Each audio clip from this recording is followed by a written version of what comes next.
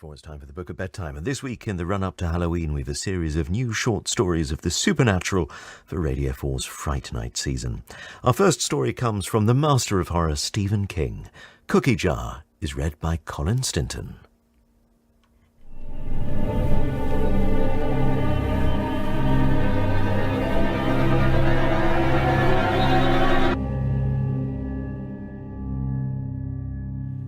There was a certain accord between them right from the beginning. The boy thought the old man looked pretty good for 90, and the old man thought the boy, whose name was Dale, looked pretty good for 13. The kid started by calling him Great-Grandpa, but Barrett was having none of that. "It makes me feel even older than I am. Call me Rhett. That's what my father called me. I was a Rhett before there was a Rhett Butler. Imagine that." Dale asked him who Rhett Butler was. Never mind. It was a bad book and only a so-so movie. Tell me again about this project of yours." "We're supposed to talk to our oldest relative and ask what life was like when he was my age. Then I'm supposed to write a 2-page report on how much things have changed. I'm supposed to concentrate on 1 or 2 specifics." "Which specifics have you got in mind?" Dale considered the question. While he did so, Rhett considered the boy. Healthy mop of hair, straight back, clear skin and eyes. There were 77 years between them, and Dale Alderson probably considered that an ocean. But to Rhett, it was only a lake, maybe no more than a pond. "You'll get across it in no time, kiddo," he thought. "The brevity of the swim between your bank and mine will surprise you. It certainly surprised me." "Oh, speak up, Dale. I've got all day, but you probably don't." "Well, you remember before there was TV, right?" Rhett smiled. This boy had come to the Good Life retirement home for the sole purpose of hearing Barrett Alderson talk about the past. He had come all the way across town on the bus, which made Rhett think of the trips he and his brother Jack had made on the interurban line to see their mother. "Dale, I never even saw a television until I was 21. I had my first confirmed sighting in an appliance store window after I got back from the war." "Which war was that?" "2, he said patiently. Nazis, Hitler, Japanese in the Pacific. Ring any bells?" "So you were stuck with radio, huh?" "Well, yes, but we didn't consider ourselves stuck with it. After supper, my dad and my brothers would—" Wait, hold that thought." Dale dug into the pocket of his jeans and brought out an iPhone. He fiddled with it, and the screen lit up. "That thing records, too?" Rhett asked. "Uh-huh. Is there anything it doesn't do?" "Honey, it don't do Windows," the boy said, and Rhett laughed. The kid might be a little foggy on 20th century history, but he was quick and funny. Dale smiled at his great-grandfather, glad that the old guy had gotten the joke, perhaps seeing him as a human being after all, or beginning to. Rhett could hope.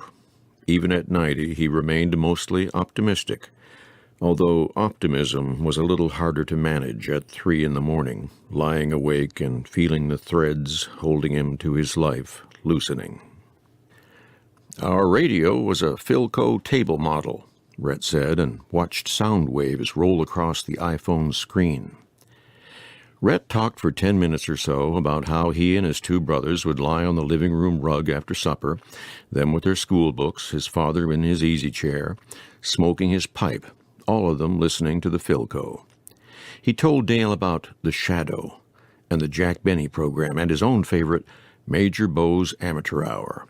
But he began to slow down as more vivid memories slipped into the flow of his recollections. Those bus rides with Jack, for instance. And he thought, why not tell him? You've never told anyone, and you'll be dead soon enough. Blood in the toilet does not lie. Not when you're 90. Let's forget about the radio shows. I want to tell you something else I remember, but turn off your gadget. I don't want you recording this. Really? Really. Dale turned off his iPhone and put it back in his pocket. He looked at his great-grandfather with some caution now. I had sort of a peculiar childhood, Dale, because my mother was peculiar. Not outright crazy, at least not crazy enough to be locked away in a sanitarium, but very, very peculiar. I was the youngest of three. In 1927, 2 years after I was born, she moved out of the house and into a little cottage on the other side of town, not much bigger than a garage. She left my father to raise Pete, Jack, and me. Said it was for our own protection. My father saw she had a good allowance for her necessaries, and he did it without complaint. They maintained a collegial relationship. My brother Jack and I got along with her, too. Accepted the situation the way young kids usually do, without much complaining or too many questions. We went to visit her quite often. The place was cold in the winter and hotter than a stovepipe in the summer. We had a lot of laughs. She had a ukulele. Sometimes the three of us went out in the back stoop, and she'd play and we'd sing. Dale glanced at his iPhone, probably wishing it was still turned on, Rhett thought. Too bad, kid, but you're not playing this for anybody. Crazy is safer when it goes unrecorded. We loved her like mad. She was energetic, as manic depressives often are. Her laughter was free and wild. We didn't just love her, we were fascinated by her. 1936 was her last good year. Jack was 13 and I was 11, which made us old enough to ride across town on the interurban. So we went to see her once or twice a week. My mom told me not to ask about yours, Dale said. Because she committed suicide? Yeah, Mom said she might be a, historical figure to me, but she was a lot more to you. That's fine, Red said. It did hurt. I guess it most always does when your mother dies, but suicide is in a class by itself. It hit Jack harder than it did me because he blamed himself. He thought that because he was older, he should have seen how much worse she was getting. Only it was hard to see because she was so full of life and so interesting. She'd fly around that place getting cards or board games or 500-piece puzzles for the three of us to do. Sometimes she'd crank up her Victrola and try to teach us how to dance the Charleston. And when we wouldn't, she'd do it by herself, with her shadow on the wall. She'd tell jokes, play her uke, show us how to do magic tricks. And this is important. She had a big blue ceramic jar on a high shelf with cookies on the side in red. It was always full, and we'd eat them until we were stuffed. All different kinds, all good. That place of hers might not have been much bigger than a garage, but we had plenty of fun there. And I'm not sure even an adult could have seen the truth under all that camouflage. What truth? That she was getting worse. She'd chat away about other worlds right next to ours, and the alien races that lived there, and how something was out to get her. It talked to her through the electrical socket, she said, so she unscrewed all the light bulbs at night and put playing cards over the plug-in plates on the floor. She said the celluloid backs on the cards were very effective at stopping that voice. She drew a map on one of the walls, and she was always adding to it. She said it was a country in one of those other worlds. She called it Lalanka and said it was full of entities. Do you know what that means? Dale shook his head. Creatures that wanted to come through into our world but couldn't, at least not yet. They were bottled up by some restraining force, which was a good thing because they were hungry. She said that if they ever got into our world, they'd eat everything. Not just the people and the animals, but lawns and cars and buildings and even the sky. About other things, though, she was completely rational. She did her little bit of grocery shopping. She kept herself clean and neat. She was very affectionate with me and Jack. "I only moved out because it wouldn't have been safe for you boys and your father if I stayed," she said. "That's amazing." We just accepted it. That's what children do, Dale. But her map, that was amazing. In the last year of her life, there were new things on it every time we visited. Mountain ranges, lakes, villages, castles, forests, roads. Did your dad ever see it? Oh, yes, many times. He said it should have been in a gallery someplace. I think he believed that map was one of the few things keeping her on the rails. These days, I suppose some people, smart people, would call it a coping mechanism. Sometimes we'd just sit in her little kitchen, eating sandwiches with the crust cut off, and she'd ask us about school and our friends and quiz us if we had a test coming up. But in between those rational, normal things, she'd tell us about what was going on in Lalanka, where the gobbets, those were creatures who lived in the deep woods, were producing a terrible white mist that killed small animals and gave larger ones convulsions, or the war between Red Henry and his renegade twin brother, Black John.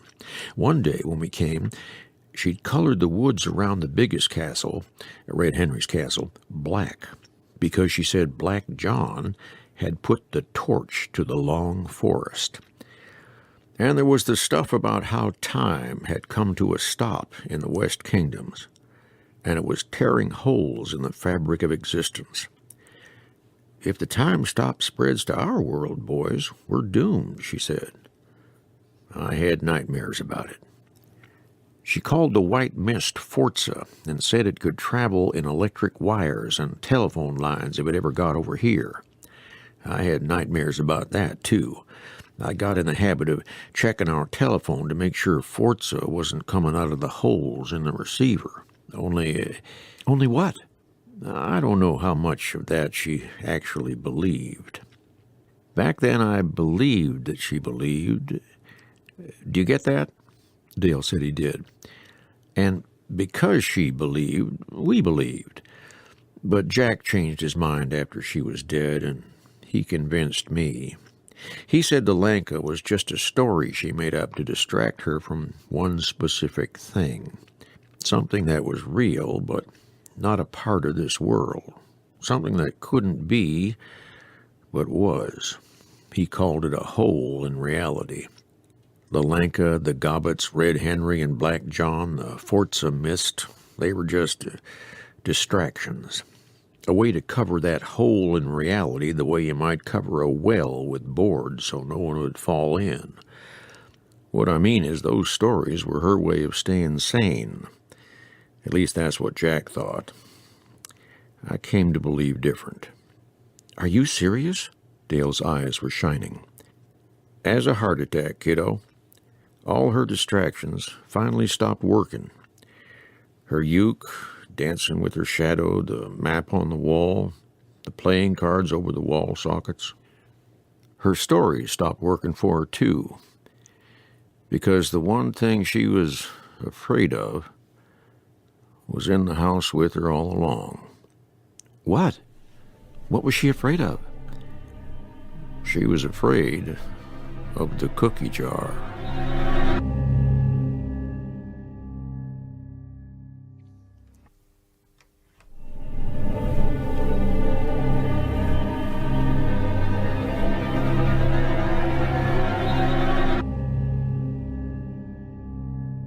After his wife's funeral, George Alderson told his 3 sons that he was going to empty the little house to the walls, sell what could be sold, and throw away the rest. But before he did it, he took them there and invited each of them to take one thing to remember her by. Jack chose the ukulele and eventually learned to play it. Peter, a much quieter and less argumentative boy in the wake of his mother's untimely death, took the watch George had given her when she left for the little cottage. It was a man's watch, and she had worn it around her neck like a ticking locket. Rhett took the blue ceramic cookie jar. He kept it under his bed, and each night he and Jack ate a couple of the cookies, to remember her by, Rhett said. Although neither of the younger boys said so aloud, they felt Pete had no right to share in their cookie communion. He had mourned their mother after she was dead, strenuously, but had mostly turned his back on her while she was alive, sneering at the playing cards propped over the baseboard outlets and calling the map of Lalanka goofy shit. There came a night, it might have been a week after Moira Alderson's suicide, it might have been two, when Rhett and Jack Alderson shared a realization that should have come earlier and would have if their powers of observation hadn't been numbed by grief. They were sitting on Rhett's bed, the cookie jar between them. "Whoa, Nellie," Jack said. "It's still full. How can that be?" Rhett had no idea, but it was true. They had taken a lot of cookie communion since their mother's death, but the jar was still packed to the rim. On this particular night, the ones on top were macaroons. When Rhett stirred them aside, he saw chocolate chippers beneath. He started to burrow deeper to see if he could find the oatmeal raisin cookies that were his personal favorites. But Jack grabbed his wrist and pulled his hand out. "Don't do that." "Why not?" "Because it might be dangerous. Put the cover back on and stick it under your bed." Rhett did so without argument, and Jack put out the light. They lay there in silence for a while, neither sleepy.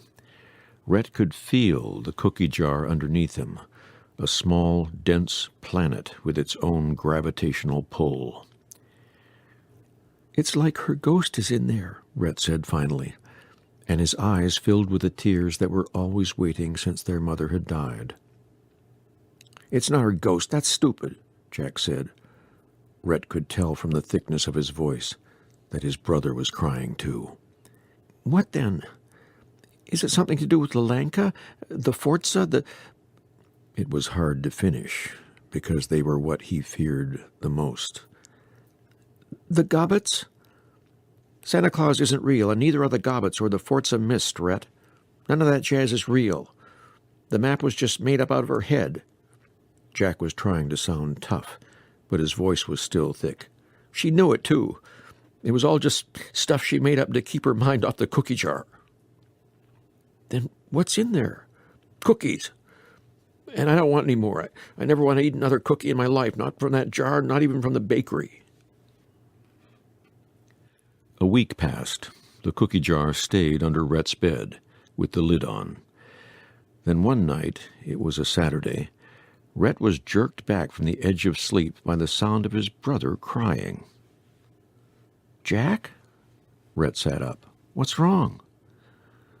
"We would have gone over there today," Jack said. "We would have had bacon sandwiches and played board games.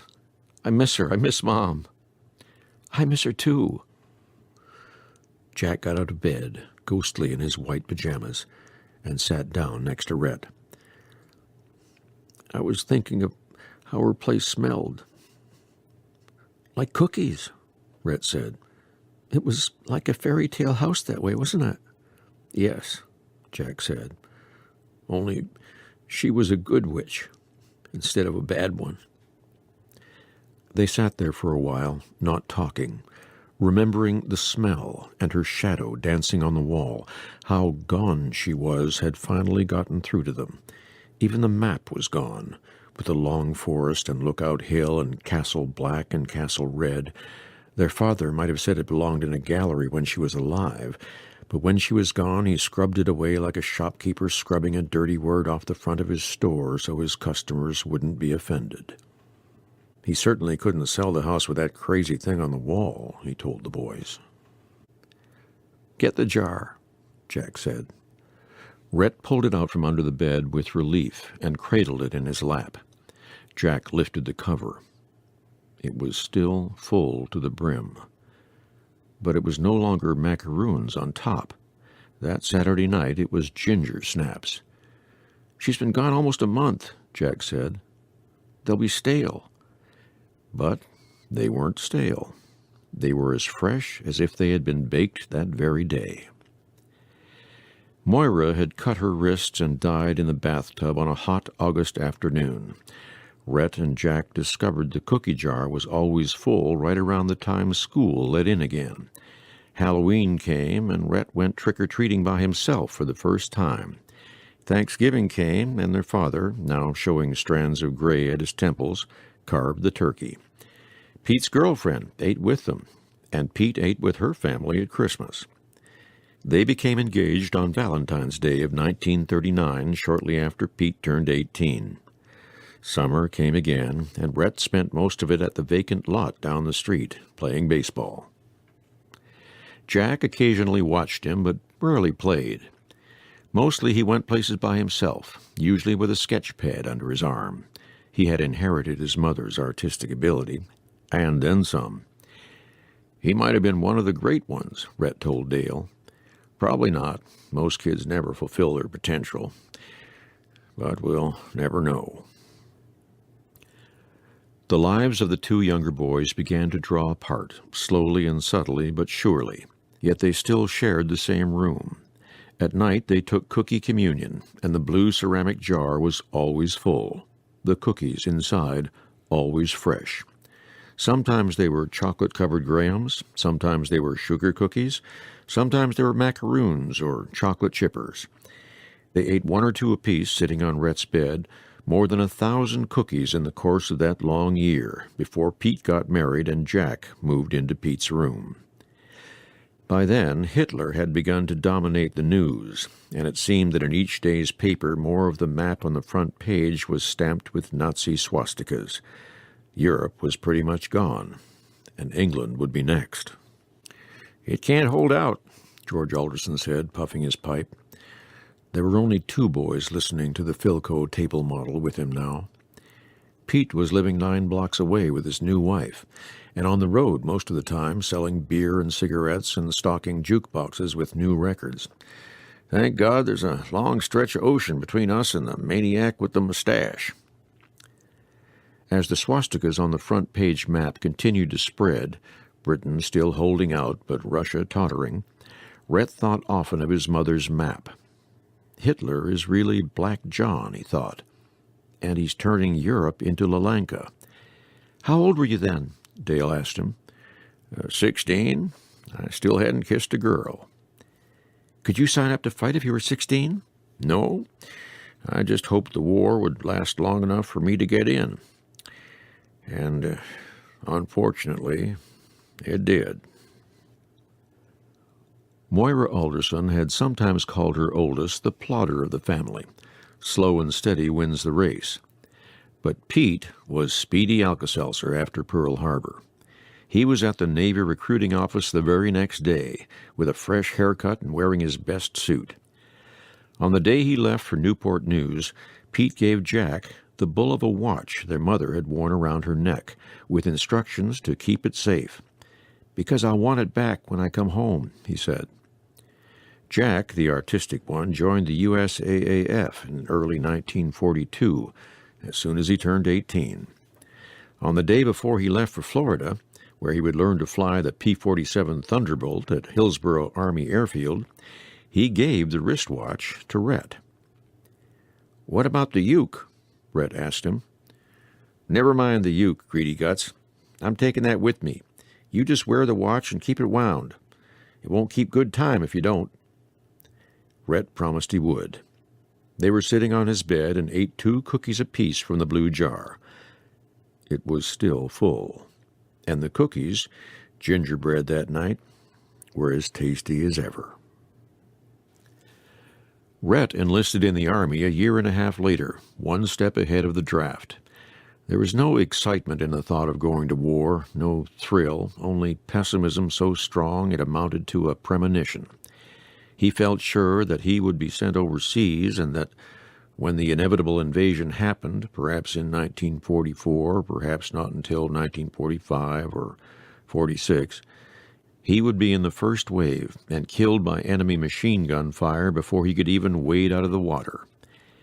He could actually see his body rocking back and forth in the waves, face down, arms splayed. It was in this fatalistic frame of mind that, on his last night home, he opened the cookie jar for what would be the last time in almost 3 years. He didn't dare upend it. He had a vision of being buried in a never-ending avalanche of macaroons and shortbreads, but he began to reach in and take them out by the double handful, dropping them on his bed: sugar cookies, chocolate chippers, oatmeal raisin, ladyfingers, date-filled. When he had a hill of cookies on either side of him, he stopped and peered into the fat-bellied jar. He had emptied it to a point more than halfway down, but the level was already rising.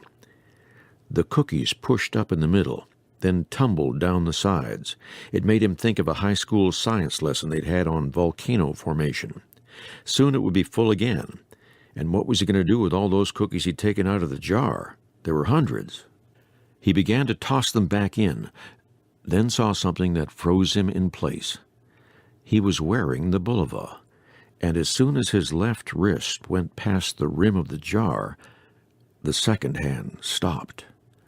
He snatched it back, and then put it back in just to be sure. Yes, when it was outside the jar, the second hand moved. Inside, it stood still.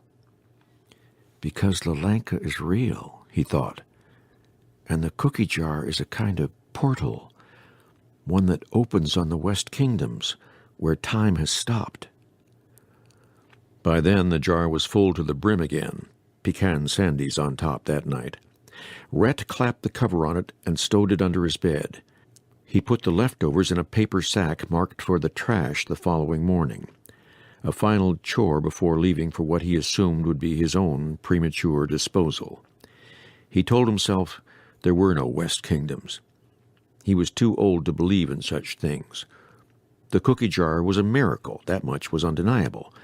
But miracles are scary things, and this one had been powerful enough to drive his mother out of her mind. It would do the same to him if he let it, especially with the war about to swallow him up. I told myself it was some kind of magnetic field that stopped the second hand, he told Dale. I told myself I just wouldn't think about it anymore. Then I lay there awake until after midnight, thinking about nothing else. So I got up, I took the damn thing up to the attic, which is where it stayed, until I came back from overseas.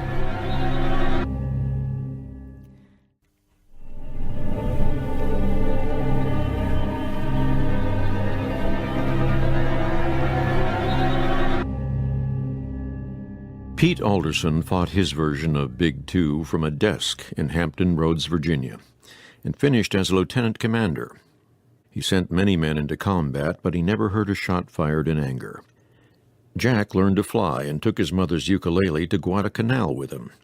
From there he flew dozens of sorties before his fighter was blown out from under him during the Battle of Iwo Jima. A friend wrote to George Alderson, telling him that his son's canopy had jammed so he couldn't parachute to the water below. What he did not say, and perhaps did not have to, was that Jack, the artistic one, had burned like a torch in his cockpit before the shark-infested waters could put him out. Rhett was indeed part of the invading force that landed at Normandy, but although men were shot to death all around him, their bodies rocked back and forth in the waves just as he had imagined, he survived that day and the booming, earth-shaking night that followed. He fought across France and into Germany, the vagabond watch that had made its way through the entire Alderson family, ticking away on his wrist. In April of 1945, Rhett was part of the Allied force that liberated a concentration camp, named for the beech forest that surrounded it. The day was damp and overcast, with a heavy ground mist that sometimes hid the heaped bodies and sometimes revealed them. Living skeletons stood at the fences and outside the crematoriums, staring at the Americans. "What the hell have we gotten ourselves into?" asked a soldier standing at Rhett's elbow. Rhett didn't reply, because what was in his mind, what he knew, would have sounded insane. They had gotten themselves into Lalanka, of course. The trailing mist was the Forza. The heaped bodies in this dank charnel house were victims of the gobbets. And somewhere, probably in Berlin, Black Adolf, now barking mad, was determined to continue the slaughter. 2 weeks after Buchenwald came Dachau.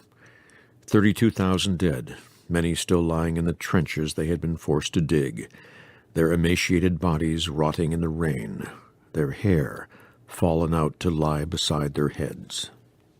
These were the memories Rhett Alderson brought back from Europe. Only they weren't exactly memories, because they weren't exactly over. He had seen too much for them ever to be over, and consequently brought the West Kingdoms of Lalanka home with him. The West Kingdoms, where time had stopped, just as the second hand of the bull of a watch had stopped when he dipped it below the rim of the cookie jar. Rhett stayed with his father at first, his father who had grown prematurely old. Father and son rubbed along well enough, with Rhett doing the shopping and most of the house cleaning, after putting in a day at the auto repair shop, where he had caught on as a mechanic. He worked hard, but slept badly. One night, in March of 1946, after his father had gone to bed, and while a sleet-thickened wind slapped at the house, Rhett went up to the attic. The cookie jar was where he had left it. Rhett hefted it, half expecting it to be light, its magic gone. But it was still full. He sat with it on the bed, where Jack had sat beside him so many times. He lifted the lid and breathed deep, smelling chocolate and vanilla and cinnamon and butter, good smells, fresh smells, ones he had remembered and longed for in the heat of a French summer and the cold of a German winter, the smell of newly baked cookies that had always pervaded his mother's little house. My mother, the good witch, Rhett thought, and this thing drove her mad. The way my memories of the war will drive me mad if I let them. Is there always a Red Henry? A Black Adolf? Does there have to be? Why does there have to be? The anger that had floated in him ever since Buchenwald, his own Forza, coalesced into a dark cloud, and he upended the jar, spilling out a flood of cookies that overflowed the bed and made a mountain on the floor. At last, just when he began to think they would continue pouring out until he was drowning in ginger snaps and peanut butter smoothies, they stopped. He raised the jar, tilting it up to the ceiling like a telescope, and peered in. "What did you see?" Dale asked. "Was it just the bottom?" "No," Rhett said. "Not the bottom." Once, in 1944, during a lull in the fighting between Thanksgiving and Christmas, the USO had arrived with a projector and a stack of film cans. The soldiers watched mesmerized as a double-feature movie show was projected onto a bedsheet. There was a color cartoon, a travelogue, and then a double feature of the Maltese Falcon and Yankee Doodle Dandy. But what Rhett remembered when he peered into the up-tilted cookie jar was the movie-tone newsreel that came between the cartoon and the travelogue. There had been a feature about a scientific wonder of the Army Air Force called the Norden bomb site. What he saw through the bottom of the cookie jar was exactly like that, only without the crosshairs. It was disorienting because he was looking down, even though the jar, grasped in his hands, was tilted up. What he saw was distorted at the edges, but the central image was achingly clear. He could pick out each blackened, twisted tree in the long forest, burned by Black John's raiders. He could only see the top of Lookout Hill because the rest had been obscured by drifting white clouds of Forza, and he knew that everything beneath that mist, every animal, every human being, was dead. When he moved the cookie jar a bit, leagues of land blurred past below, making him feel nauseous. When he held the jar still again, he saw Regency Road, curving like a snake on its way between Castle Black and Castle Red, just as it had on his mother's wall map all those years ago. "I saw a horse pulling a covered wagon," he told Dale. "A peddler's wagon. The front of it had been festooned with charms to ward off evil, but they didn't help, because two great white things came bursting out of the burnt husks of those trees and attacked it." "Gobbets?" "Yes, gobbets. They were as big as timber wolves, but hairless and headless. Their shapes kept changing, as if they were made of jelly instead of flesh. I saw the man on the seat drop the reins and put his hands over his face, as if he wanted to die without seeing the horrors that were going to kill him. The strength ran out of my arms, and I dropped the jar." "Did it break?" "It did, didn't it?" "No. It landed on cookies. That mountain of cookies." The inhabitants of the Good Life retirement home were making their slow way past Rhett's open door toward lunch. It was time to wrap this up, but he was not sorry he told the boy about his mother's cookie jar. Best case scenario, Dale would see it as a kind of fable. Worst case, he'd think old Grandpa had gone gaga. And was that so wrong? Buchenwald and Dachau had knocked him crooked, and he'd never been really straight afterward. "How'd you get rid of them, Rhett? How'd you get rid of all those cookies?" "Scooped them up into galvanized trash cans I bought at the hardware store. Did it while Dad was asleep. I felt like a damn burglar. I put them out back, and on the third night I borrowed a pickup truck from where I worked and hauled them down to the river." He thought about throwing the blue ceramic jar away, but in the end he could not bring himself to do it. Hauling cookies to the riverside in galvanized trash cans was one thing. Throwing out a miracle, one that had belonged to his mother, was another. Sometimes, often, he wondered how she had come by it in the first place.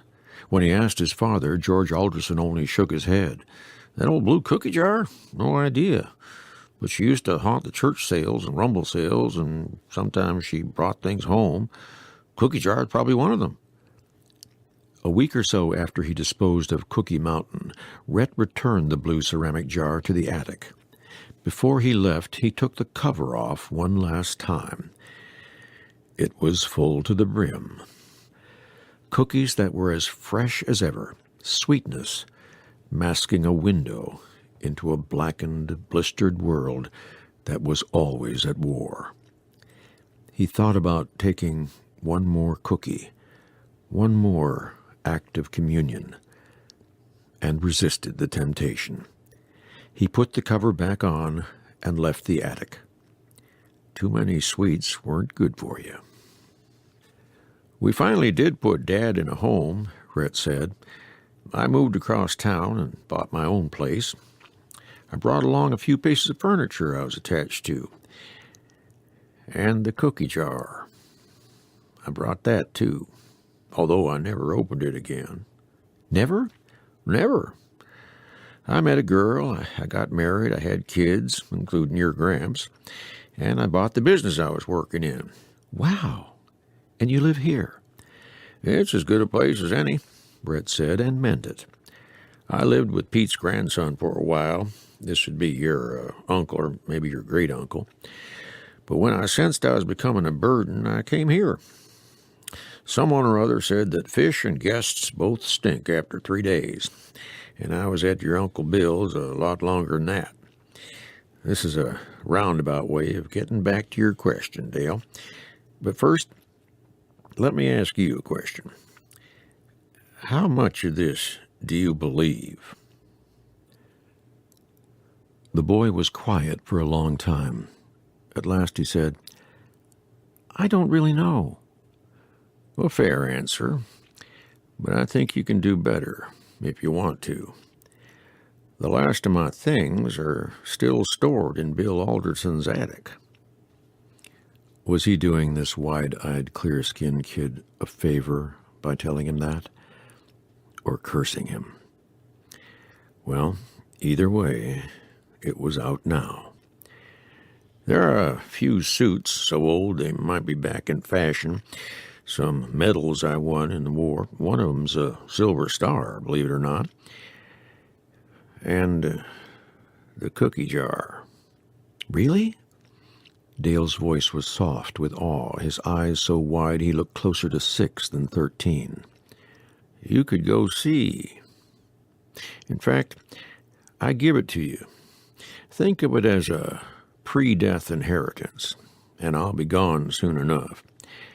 Have a few cookies. I'm sure they're still fresh, only be careful.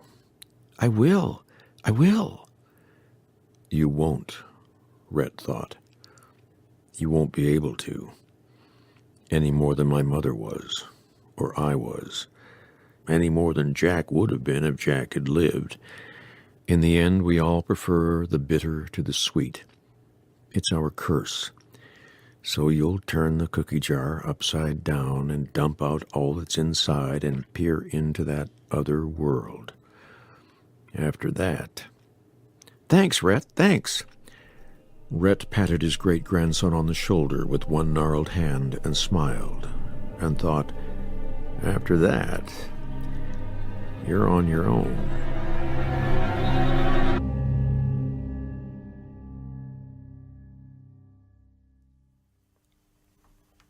Colin Stinton was reading the final part of Cookie Jar by Stephen King. It was abridged and produced in Bristol by Maya Bosworth.